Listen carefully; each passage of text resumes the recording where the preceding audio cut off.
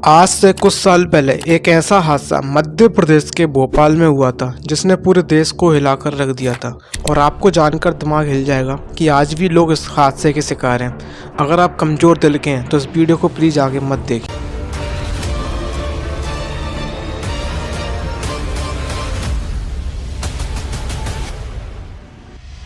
यह बात है 3 दिसंबर 1984 रात 12 बजे की। भोपाल के रेलवे स्टेशन भोपाल जंक्शन पर रेलवे के दो स्टाफ मेंबर एच.एस. भुर्वे और गुलाम दस्तगीर अपनी ड्यूटी कर रहे थे।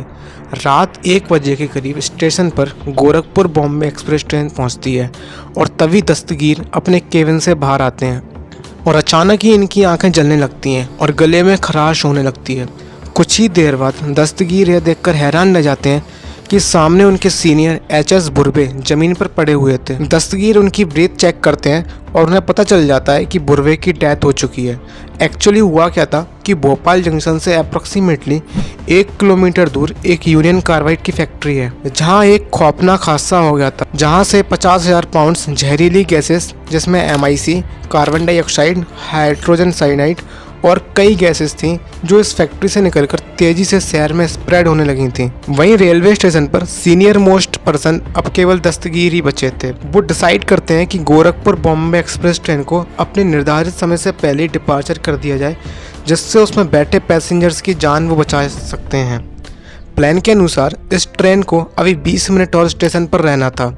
हालांकि पैसेंजर्स ने ट्रेन की खिड़की बंद कर ली थी, लेकिन दस्तगीर नहीं चाहते थे कि अंदर बैठे लोगों को कोई भी प्रकार की प्रॉब्लम हो। दस्तगीर प्रोटोकॉल को तोड़ते हुए उस ट्रेन को वहां से जल्दी रवाना कर देते हैं, लेकिन असली परेशानी अब शुरू होती है। रेलवे स्टेशन पर लगातार भीड़ बढ़ती जा रही थी।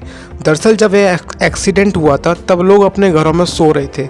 अचानक से लोगों को सांस लेने में तकलीफ हुई और कुछ लोग अपनी गाड़ियों में बैठकर सिटी से दूसरे शहर जाने लगे और दूसरी तरफ जिन लोगों पर गाड़ियां नहीं थीं वो लोग स्टेशन पर इकट्ठे होने लगे।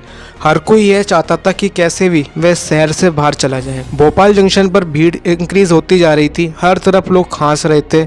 वहीं दस्तगीर एक प्लेटफॉर्म से दूसरे प्लेटफॉर्म तक भागते हुए दिखाई दे रहे थे। उनके मन में बस यही था कि किसी भी तरह कैसे भी लोगों की जान बचाई जाए। दस्तगीर आसपास के स्टेशन पर एक SOS कॉल देते हैं, जिसके चलते 4 एम्बुलेंस और पैरामेडिकल फोर्सेस हेल्प करने में जुट जाते हैं। लेकिन इसके बाद भी इस जहरीली गैस से बचना एक चैलेंज था। सिचुएशन इतनी ज़्यादा ख़राब हो चुकी थी कि लोग हॉस्पिटल्स की तरफ भागने लगे थे।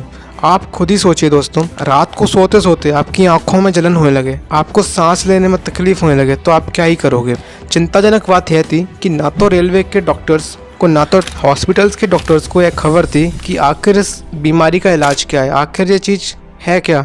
इसके सिम्टम्स समझने में उन्हें काफ़ी चैलेंजेस फेस करने पड़ रहे थे, क्योंकि ये चीज़ उन लोगों के लिए काफ़ी नई थी। वो इस चीज़ से अवेयर नहीं थे कि आखिर लोगों को क्या बीमारी हुई है और उसके पीछे का क्या कॉज है। यूनियन कार्बाइड फैक्ट्री से 2 किलोमीटर दूर था हमीदिया हॉस्पिटल। उन दिनों उस हॉस्पिटल में 1200 बेड्स की कैपेसिटी होती थी। रात के 1:15 बजे पहला पेशेंट यहाँ आता है और कंप्लेंट करता है कि उसकी आंखों में इरिटेशन हो रही है, और सिर्फ कुछ ही देर में 1000 से ज़्यादा क्राउड वहाँ इकट्ठी हो जाती है। हॉस्पिटल्स के डॉक्टर्स इस कंपनी से पता करने की कोशिश करते हैं कि आखिर एग्जैक्टली हुआ क्या था, लेकिन उन्हें वहाँ से रॉन्ग इन्फॉर्मेशन मिल जाती है। कार्बाइड फैक्ट्री के ऑफिशियल्स बता देते हैं यह गैस पॉइजनस नहीं है, आंखों पर गीली पट्टी बांध लो, सब ठीक हो जाएगा। वहीं शहर के पुलिस सुपरिंटेंडेंट स्वराजपुरी रात के 1:25 पर वो कार्बाइड की फैक्ट्री में फ़ोन लगाते हैं। 2 फ़ोन कॉल पर उन्हें आंसर मिलता है कि यहाँ सब ठीक है, लेकिन तीसरी बार उन्हें जवाब मिलता है हमें नहीं पता यहाँ क्या चल रहा है। रात को 2:10 पर हॉस्पिटल्स में पेशेंट्स का काउंट लगभग 4000 हो चुका था। भोपाल जंक्शन पर अलग ही भगदड़ मची हुई थी। दस्तगीर हर तरफ लोगों को बचाने में लगे हुए थे और हर आने वाली ट्रेन को लाल झंडी दिखाकर वो आगे रवाना कर रहे थे, जिससे कि किसी की जान खतरे में ना हो। दस्तगीर का परिवार लगभग फैक्ट्री से 3 किलोमीटर दूर था, लेकिन दस्तगीर अपनी ड्यूटी ईमानदारी से निभा रहे थे। वे इधर से उधर भागे ही जा रहे थे और लोगों को बचा रहे थे। वहीं दूसरी तरफ हॉस्पिटल्स में डॉक्टर्स हर पॉसिबल तरीके ढूंढ रहे थे कि लोगों की जान बचाने के लिए, बट एग्जैक्टली वो नहीं जानते थे कि इस बीमारी को आखिर कैसे टैकल किया जाए। ज़्यादातर डॉक्टर्स ने पेशेंट की आंखों में ड्रॉप डाल दी जिससे कि उनकी आंखों की जलन मिट जाए, और कुछ लोगों को एंटीबायोटिक्स दी गई जिससे कोई सेकेंडरी इन्फेक्शन ना हो। लेकिन रियल ट्रीटमेंट जब ही दिया जा सकता था जब एग्जैक्टली पता चल जाता कि आखिर यह बीमारी है क्या ये MIC है या हाइड्रोजन साइनाइड है या फिर कार्बन डाइऑक्साइड जैसी गैसेस है।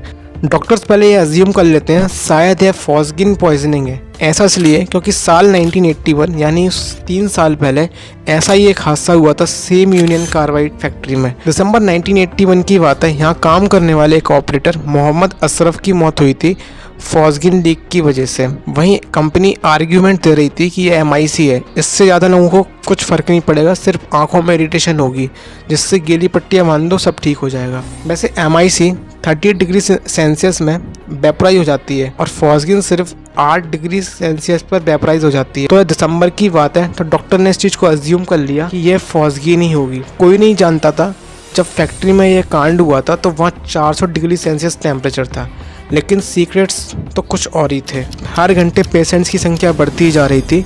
तड़पते हुए पेशेंट्स की मदद करने के लिए 8 दिसंबर को जर्मनी के एक डॉक्टर मैक्स 50,000 सोडियम थियोसल्फेट के डोजेस के साथ भोपाल आते हैं। इनिशियली इसके रिजल्ट्स काफ़ी पॉजिटिव आ रहे थे, लोग इम्प्रूव भी हो रहे थे, पर अचानक ही एक पेशेंट की इससे डेथ हो जाती है। इसके चलते तुरंत डॉक्टर मैक्स को अपना वैक्सीनेशन प्रोग्राम रोकना पड़ता है। इस केस में सबसे बड़ी गलती कंपनी की साइड से रही है, जिससे फर्दर डॉक्टर्स को क्लैरिटी नहीं मिल सकी कि आखिर इसको एग्जैक्टली ट्रीट कैसे किया जाए। अगर कंपनी अंदर की बात थोड़ा बताती तो वो शायद इस चीज़ को जल्दी टैकल कर पाते। और आज भी कई लोग इस हादसे के पीड़ित हैं। आज की कहानी के लिए बस इतना ही। मिलते हैं जल्दी एक नई रियल स्टोरी के साथ।